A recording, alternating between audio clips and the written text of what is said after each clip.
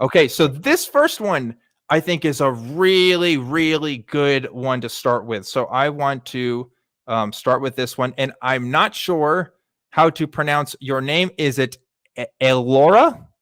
Aelora? They, them pronouns? First go. Is that right? Yeah, okay, good. Okay. Yeah. Hi, Aelora. How are you doing? Sorry. Good. I didn't think I'd get on first. It's really a pleasure to talk with you guys. Thank you so much. Excellent, excellent. So yes, I think you have a great question. So go ahead and ask it to us if you don't mind. Yeah, so I personally have mental illnesses that I struggle with, and epistemology was one of my favorite subjects in college. And I always wondered, and I've even tried sort of myself, but I've always wondered if street epistemology is a tool that people with mental illnesses like anxiety or depression or whatever it is can sort of use to help themselves maybe not get out of their mental illnesses, but at least cope with. And I was kind of curious if you guys had ever thought of that or run into that, or what your experiences were with that.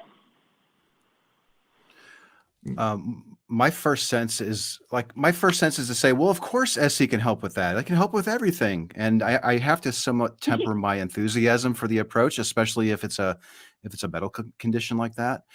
Speaking from my own personal experience, I suffered with nervousness, anxiety, actual like tics. Like, I don't really talk about this publicly, but I've never been more confident and self-assured and calm talking with other people than I have been after having used this approach. Now, maybe it's just because I've had so many talks and I could have used any approach and overcome that, but it's helped me. It's helped me become less triggered when I encounter somebody with whom I disagree. Now, I don't know if that really falls under the umbrella of mental illness. I'm not exactly sure what you're speaking about specifically, but I have seen some personal growth in using an approach that sort of helps you view the person separate from the belief. And when you do that for other people, you tend to do it for yourself too. You start realizing, okay, I'm Anthony and I just happen to be holding these beliefs about reality. And why are they in there? And that's kind of helped me become grounded and more stoic and less emotionally reactive in tense situations. That's about as much as I can share with you, but well, I'm tempted to go further and say, well, of course this will help you. I don't know. I don't know anyone really that has suffered from mental illness and then has discovered a similar approach where you're getting into the epistemology of how somebody is sure that they can think something to be the case. I'm not exactly sure, but it's helped me personally, and I've seen and heard other people, but again, it's anecdotal. Yeah. I would say that, street epistemology is, while it does, I would say is inspired or maybe tries to borrow techniques from CBT and other similar types of therapies, in and itself is not a therapy because it's not licensed by anybody that says this is a therapy, this is what's going to help people. But I would agree that, at least for myself too, Anthony, it has been immensely helpful for my own personal life. And I can anecdotally speak to the conversations I've had with other people who have said that it has helped them as well. I would say as a baseline for the way that people generally talk to each other, especially when it comes to controversial topics like politics and religion, people in general are really bad about it. Just don't have a solid framework or good methodology to talk to people. They just kind of throw whatever happens, it sticks. And that's how you get these gigantic Twitter threads of people just throwing ad hominems at each other. Nothing gets done. Everybody gets really mad. And there's just no sense of progress being made. With SE, there is at least, if not the illusion of progress, in many cases, actual progress being made in the differences between people's beliefs. So I believe there is an advantage there. But as a tool for mental health, I would say I would leave it on the experts to really make that declaration themselves. While I'm comfortable with saying it has been personally helpful and anecdotally helpful for others, for myself, which the thing I don't talk about, Anthony, is that I have, especially recently, have struggled a lot with anxiety. And I am not the best person to talk to about myself when it comes to those kinds of things. Sometimes it takes an outside person to talk to me and make me realize, oh, I'm thinking about this irrationally. This isn't actually a rational point of thought. And those techniques are great. for doing that. But I'd say that's what I'd be comfortable saying about it. Yeah, totally. I really appreciate your guys' answers because I also have anxiety, and I've even caught myself kind of using those tools of like, oh, I have this belief that, I did something wrong, but why do I feel this way? Like, what evidence do I have to actually substantiate this? Right. So, yeah, I was just curious if anybody had that experience, and obviously none of us are mental health professionals, and I'm not trying to get anybody sued. But I really appreciated your guys' answers. Before you go, I wanted to add one thing. So in the development of the SE course, we're working, one of the modules is called What is Street Epistemology? And there's a learning objective where we're comparing SE to other engagement techniques like motivational interviewing, CBT. And we've talked to a few people who are familiar with SE, and they're also clinical psychotherapists. And one interesting thing that's come up, and it blew my mind, is that the psychotherapist is engaging with our patient to reveal what the patient will accept as a solution. And in SE, we're exploring how you determine that you can be confident that something is factually true.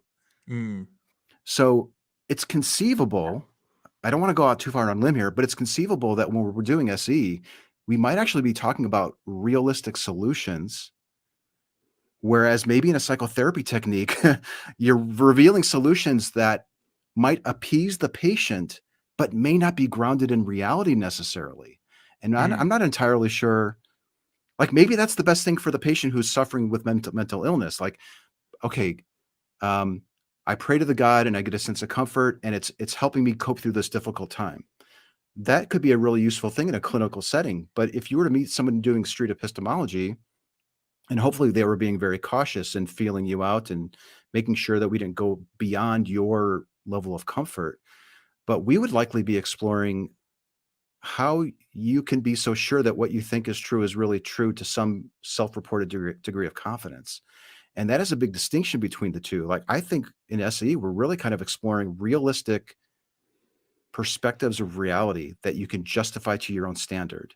And you may not necessarily get that in a psychotherapy setting. I'm not exactly sure, but this is all new ground for us. We're uncovering this stuff as we're coming up with the course. Like, people are in for a real treat when this course comes out, because we're revealing things that we haven't even considered.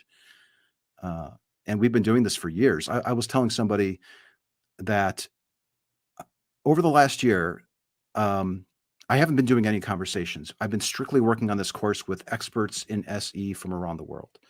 And I've learned so much more about this approach than if I had had 1,000 or maybe even 10,000 conversations. I really think I've learned so much more about the approach, and the responsibility maybe even perhaps we have from wielding a tool like SE that has so many similarities to psychotherapy techniques. So we're being very cautious. We're building in a lot of checks and balances. Like the SE of today is so much different than the SE of tomorrow. But I feel like I'm rambling, so let me dump it over to Dan. Yeah, I gotcha. It is a thing we have to absolutely be cautious of, because the implications of the conclusions that you might come to during SE are life-changing.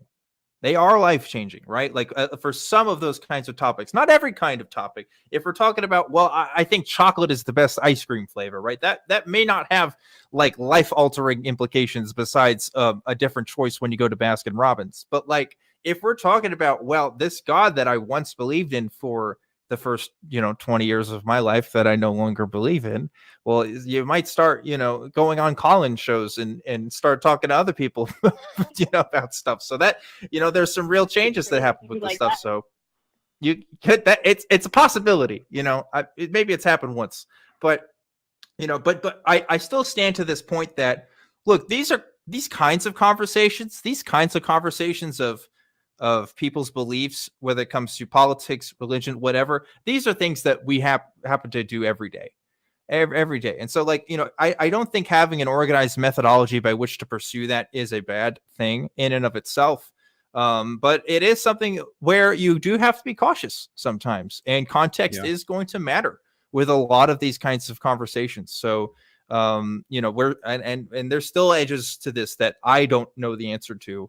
I don't think Anthony knows the answer to, that we'll have to figure out in the future. But it's a great call. We have a lot of other callers that we want to get to tonight. So, Aelora, thank you so much for calling in and appreciate you being the first call of the night. I hope you have a great rest of your night. So any other thoughts you wanted to add on that? No? Okay. All right. Sounds good.